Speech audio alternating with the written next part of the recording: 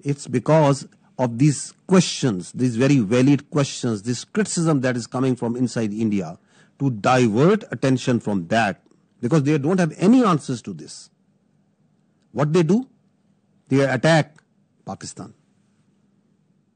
So that the whole attention of their domestic public, all this criticism is diverted to something else.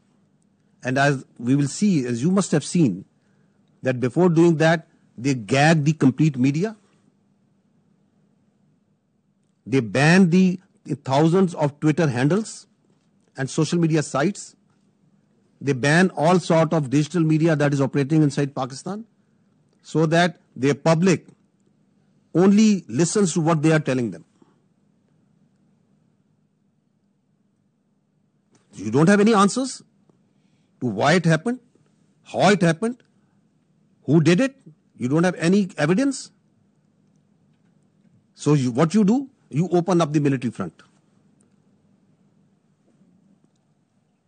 Is it the first time that India is doing this? That creating or using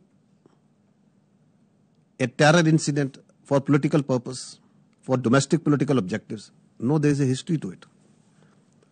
Let's recall this incident that happened in 2000, quarter of a century ago, in Chhattis Singhpura.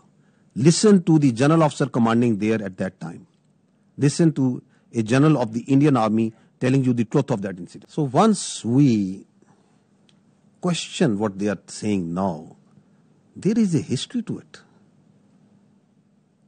of killing innocent people for their political objectives, pinning blame on Pakistan, covering it up by further killing innocent Kashmiris and Muslims and posing them as terrorists. Go to the next slide and listen to the truth of Pulwama by the governor of Kashmir at that time, the Indian Kashmir at that time. So what's happening now? Is it something different? It's the same playbook. That is why we say that this drama of this mantra of cross-border terrorism from Pakistan, of these jihadi organizations supported by Pakistan, these concocted allegations, and then basis of that, you start going into military posturing and military action. This must stop now. And that is why the government of Pakistan very rightly said that if you have any evidence, put it front to an independent, neutral commission and let them examine it. Nobody gives you the authority to become the judge, jury, and executioner. And that's what exactly India is doing right now. What Indians started doing, because this has also a linkage of that hubristic, that aggressive mindset that you see right now at play in Indo-Pakistan, in South Asia, and in the world right now by the India. What they started doing it, that they started crushing the people of Kashmir and the Muslims and the minorities over there. This is, just listen to the Kashmiris, what is happening to them. That this is what they do. Kashmiris, people who inadvertently crossed line of control, on different pretexts, they hold these Pakistanis, these Kashmiris, in different prisons, in locations, and then torture them, then kill them, and then pose them as infiltrators, as terrorists. This is the story of a minor boy who crossed into Kashmir years ago. They kept him in jail, then killed him in a fake encounter. And this is the family of that child who is telling the story.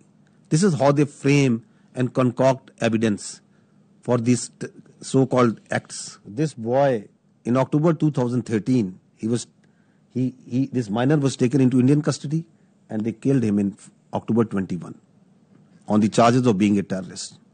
What they did after Pahalgam, opened up the same playbook. So this is on 24th of April, 2 days after Pahalgam, we saw that the Indian media reported a fake encounter that two terrorists from the Pakistani side, they were infiltrating and they were killed. Look at their bodies. the so-called terrorists. They are two citizens, more than 50 years old, from a divided village, two Pakistani citizens from the Pakistani side of Kashmir.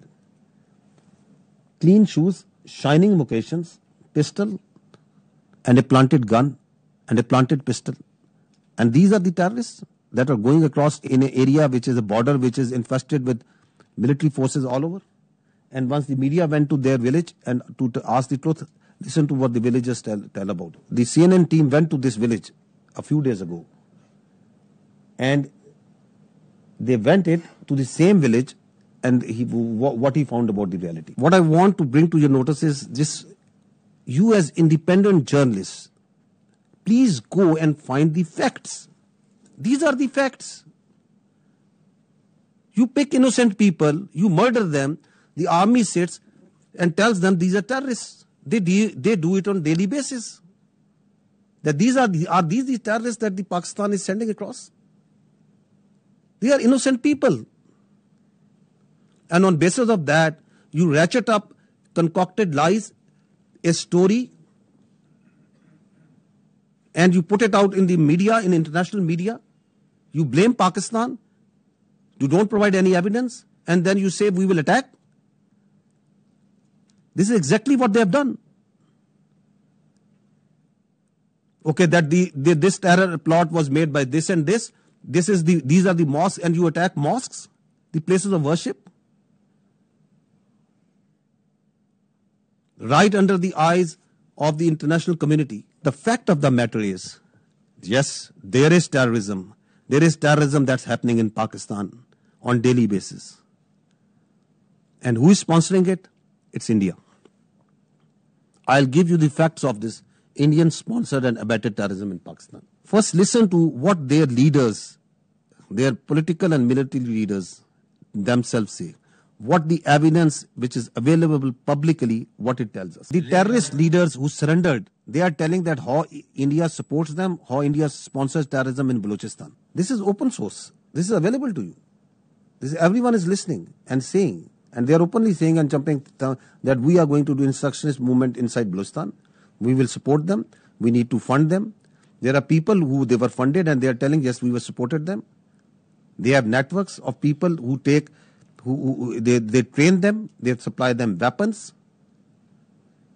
There are terror camps actually inside India who are supporting, who are fueling this terrorism which is going on in Pakistan.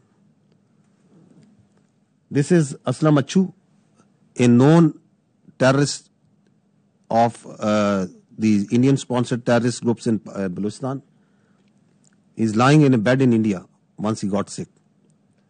This is the spokesperson of the Baloch Liberation Army.